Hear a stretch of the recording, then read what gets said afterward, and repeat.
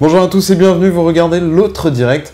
Et aujourd'hui, on va débriefer en compagnie de Christophe Jourjon. Alors, vous êtes élu UDI à la ville de Lyon et au Grand Lyon, enfin à la métropole, puisqu'il faut l'appeler comme cela maintenant. On va débriefer la présentation du plan de mandat hier par Gérard Collomb et son exécutif à la métropole. 1175 projets, 3,5 milliards d'investissements sur le mandat qui arrive. Bon, quand on est un opposant, qu'est-ce qu'on peut dire à ça? Parce que c'est quand même des chiffres qui sont plutôt bons, hein. Le budget augmente alors que toutes les collectivités sont un peu dans le rouge. Alors la première chose, je dirais qu'il y a un manque de transparence et d'information. C'est-à-dire que nous, élus de la métropole, on a reçu un rapport de 6 pages pour 3,5 milliards d'euros d'investissement. Et on a la commission finance cet après-midi pour avoir un peu plus d'informations. Et vous, journalistes, vous avez eu la chance d'avoir hier un document de 110 pages vous décrivant tous les projets, ou une grande partie des projets qui sont dans la PPI. Donc effectivement, il y a quand même ce petit décalage que l'on retrouve aussi à la ville de Lyon. C'est des questions microscopiques, mais finalement... Non, mais c'est quand même symbolique d'une gouvernance. C'est symbolique qui cherche d'abord à s'adresser... à la presse. Non, aux citoyens par le relais traditionnel que sont les médias, qui sont là pour faire l'interface mais là-dessus, il n'y a projets, pas de problème. Mais en même temps, les élus, ils sont aussi là pour... une prise en considération du citoyen plus que de l'élu. Alors, je pense que vous êtes un peu optimiste. Vous voterez en temps et en heure, c'est-à-dire dès la semaine prochaine, tout à fait, 6 juillet. PPI. Mais je pense aussi que c'est aussi un mode de gouvernance et de fonctionnement de dire, ben voilà, je court-circuite les élus, qu'ils soient de la majorité ou de l'opposition d'ailleurs, et y compris les services. Les services, il y a des services qui ne savent pas encore quels sont les choix qui ont été faits dans la PPI. On leur a demandé plusieurs scénarios pour un même projet, en disant voilà, un scénario haut, bas et moyen en termes d'investissement, et ils ne savent pas celui qui a été retenu dans la PPI. Ils disent, on ne sait pas. Bon, donc là, l'ambiguïté a été partiellement levée, elle le sera définitivement lundi. Vous, lundi, vous la voterez, cette PPI? On va d'abord attendre la commission finance qui a lieu cet après-midi, la réunion de groupe où on va discuter effectivement des positions qu'on va adopter, et donc on verra d'ici. Mais au-delà de la position collective, vous, votre position individuelle ma position individuelle, c'est que cette PPI, ça fait quand même 14 mois qu'on l'attend. Il y a effectivement beaucoup de choses. Un montant d'investissement qui est important, des projets qui sont importants et qui sont lancés. Il en manque d'autres. D'autres ont été revus à la baisse. Je pense notamment par exemple au centre de Perrache où finalement par rapport à ce qui a été présenté il y a 2 ans et ce qu'on va réaliser, on est quand même beaucoup à la baisse. Oui, et puis vous avez déjà voté au Grand Lyon à l'époque sur ce projet-là. On avait déjà voté le principe, le projet, il y avait eu des esquisses, des objectifs généraux, des budgets qui avaient été évoqués déjà.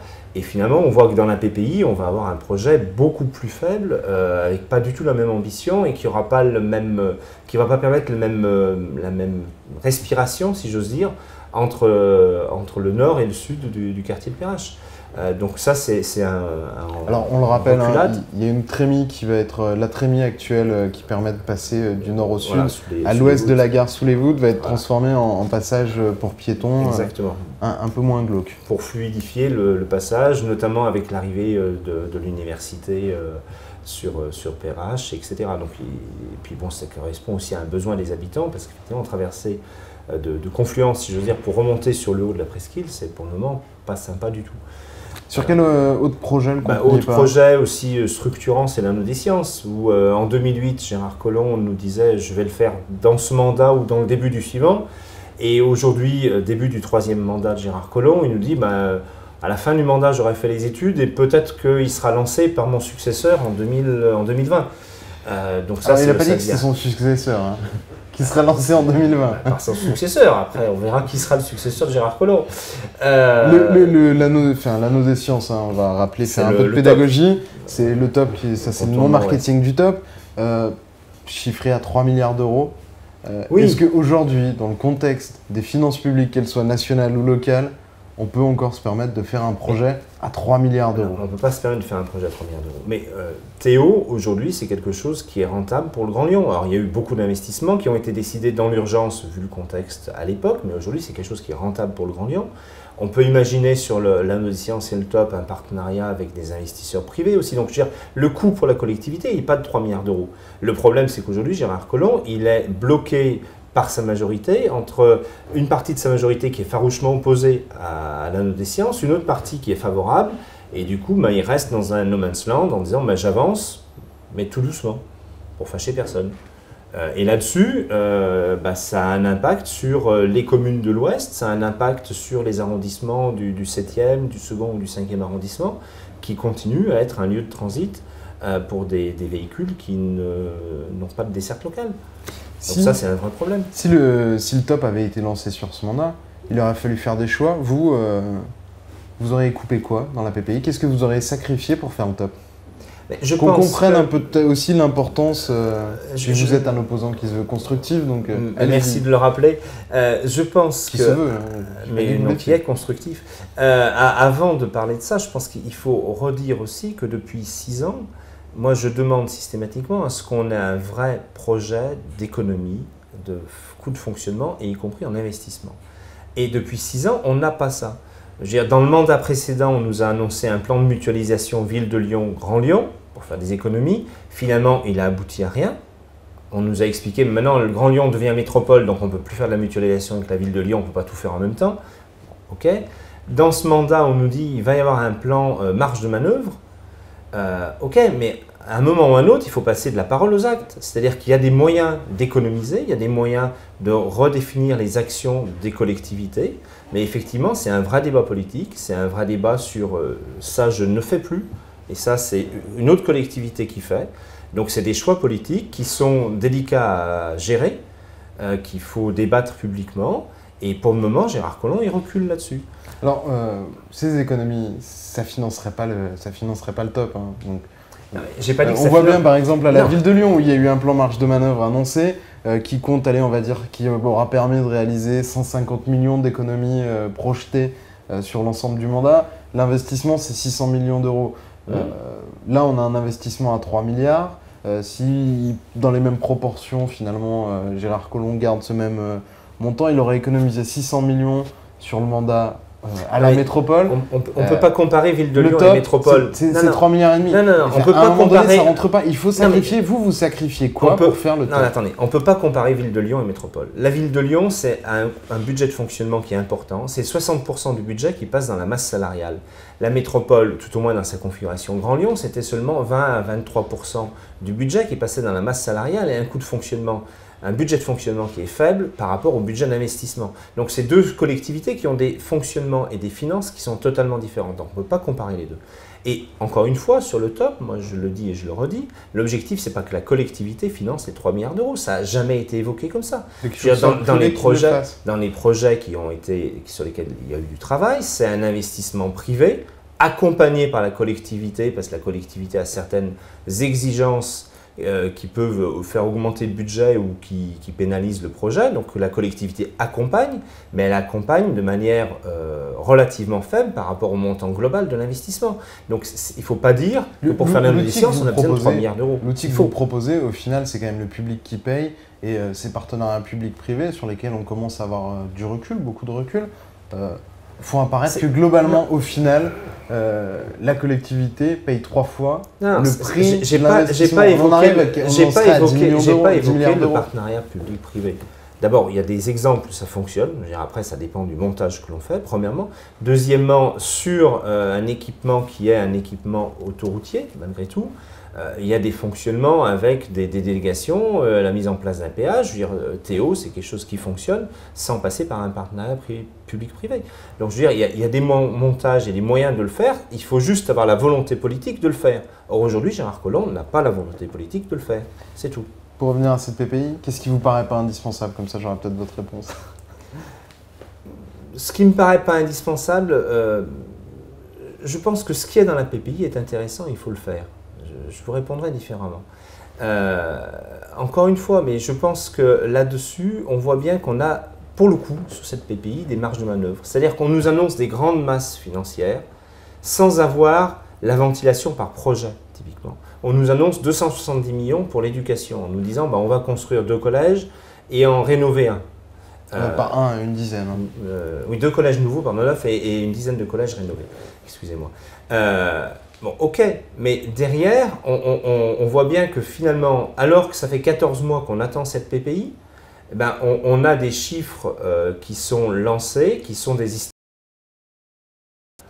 Et là-dessus, je pense que ça sera aussi un moyen pour Gérard Collomb de dégager finalement des marges de manœuvre. Vous verrez lundi dans la délibération qui vous sera soumise, normalement les budgets sont mieux ventilés que dans le document. La délibération, on l'a déjà reçue, elle fait 5 pages. Donc elles ne seront pas plus ventilées, puisque ce qu'on va voter, c'est cette délibération de 5 pages. On ne va pas voter ce qui a été présenté. Ce n'est pas une PPI, c'est une déclaration d'intention. C'est une déclaration d'intention avec les grandes ventilations, c'est-à-dire dire il y a effectivement 1 milliard pour les équipements d'agglomération, il y a 1,5 milliard. Oui, on le rappelle, les grands projets, Pardieu, Confluence, Carré de Soie. Finalement, d'ailleurs, c'est un mandat de transition presque, ou pour terminer le travail. Vous avez longtemps reproché à Gérard Collomb d'ouvrir des chantiers partout dans l'agglomération. Et de gager peut-être l'action des futurs maires ou présidents du Grand Lyon. Tout à fait. Là, on a l'impression que c'est finalement une gestion un peu plus sage et prudente. On le voit bien. Il vous coupe l'herbe sous le pied, ça vous fait un argument en moins. Pas du tout. On le voit bien qu'on avait raison de dire ça, puisqu'on a par exemple 900 millions d'euros d'investissement lancés dans le précédent mandat qui vont se poursuivre dans ce mandat suivant. Donc on voit bien qu'effectivement, quand on disait qu'ils lançaient des projets, mais qu'ils n'étaient pas financés, qu'ils n'étaient pas finis, c'était la réalité, puisque là on a 900 millions d'euros qui vont glisser du mandat numéro 2 de Gérard Collomb au mandat numéro 3 de Gérard Collomb, et qui font partie de ces 3,5 milliards du coup, de fait. Donc effectivement, on avait raison.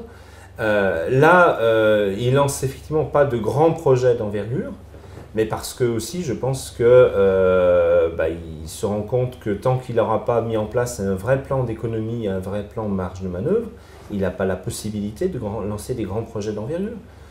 Et là-dessus, encore une fois, je le renvoie à ces contradictions et à ce qu'on demande depuis plusieurs années, c'est-à-dire travaillons sur une nouvelle organisation des collectivités du Grand Lyon et des communes, et de la ville de Lyon en particulier, pour essayer d'améliorer le fonctionnement à un coût moindre. Et là-dessus, il y a des vraies possibilités d'amélioration. Gérard Collomb a souvent été critiqué pour privilégier Lyon, la ville-centre de l'agglomération, dans le plan de mandat.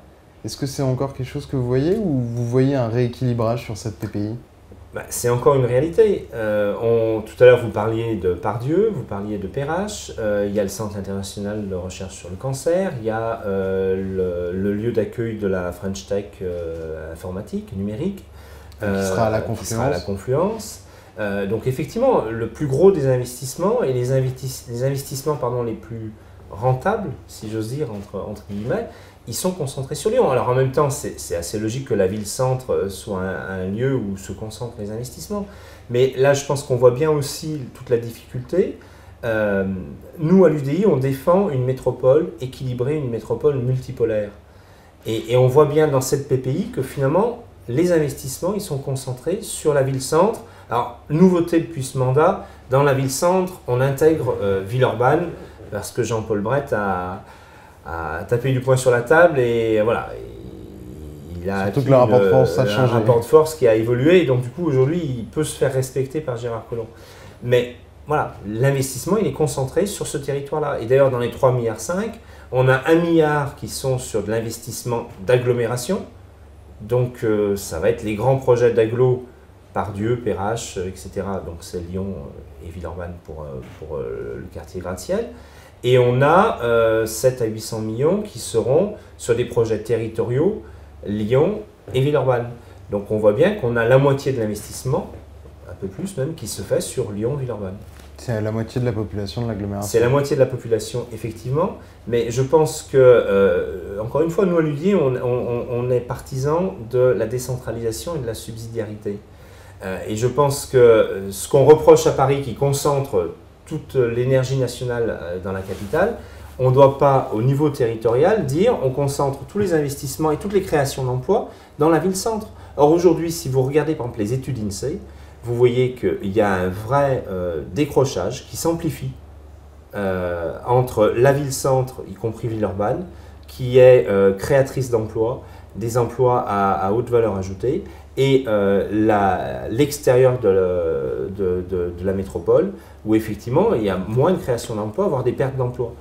Donc c'est bien une illustration de ce décalage qui correspond au décalage au niveau d'investissement. Dernière question, on arrive vraiment au bout de cet entretien, on a même un peu dépassé les formats habituels. vous avez souvent dit, il a souvent été dit, la métropole serait une réussite si finalement le Grand Lyon arrive un peu à se transfigurer et à sortir d'une communauté urbaine qui était plus portée sur l'investissement, la construction, et intègre vraiment la dimension sociale et humaine du Conseil général. Quand vous voyez cette PPI, ce plan de mandat, qui est le premier de la métropole, qui est toute neuve, est-ce que vous vous dites, c'est en marche, il y a vraiment un changement de logiciel au sein du Grand Lyon, devenu métropole? Non. Non, alors, oui et non. C'est-à-dire que la réalité, c'est qu'effectivement, toutes ces compétences sociales, humaines, ça demande moins d'investissement et plus de budget de fonctionnement, parce qu'il faut plus de personnel pour accompagner les bénéficiaires, pour instruire les dossiers. Donc il y a besoin de plus de fonctionnement et moins d'investissement. Donc c'est normal que ça ne soit pas un point lourd dans le plan, dans la PPI, mis à part pour l'éducation et les collèges dont on parlait déjà tout à l'heure. Mais non, parce que finalement, on voit bien que dans le Grand Lyon, les équipes sont les mêmes. Alors certes, le social a intégré la métropole, mais on voit bien que le staff qui est autour de Gérard Collomb, les équipes dirigeantes de la métropole et du Grand Lyon, sont restées les mêmes que dans le mandat précédent, c'est-à-dire des gens qui sont concentrés et qui ont un cœur de métier sur l'infrastructure, sur les déplacements, sur l'économie. Et je pense que là, il faudra plus de temps pour que dans les équipes qui sont autour de Gérard Collomb, cette culture de l'humain et cette culture du social percolent et que petit à petit, ça rentre vraiment dans la politique au quotidien et dans les décisions au quotidien, les arbitrages au quotidien. Merci beaucoup Christophe Georgeon d'avoir répondu à nos questions et à notre invitation. Je vous retrouverai demain et puis surtout lundi, il y aura le conseil du Grand Lyon, de la métropole qui votera cette PPI et vous pourrez suivre toute l'actu liée à ce vote sur le site lyoncapital.fr. Bonne journée à tous, au revoir.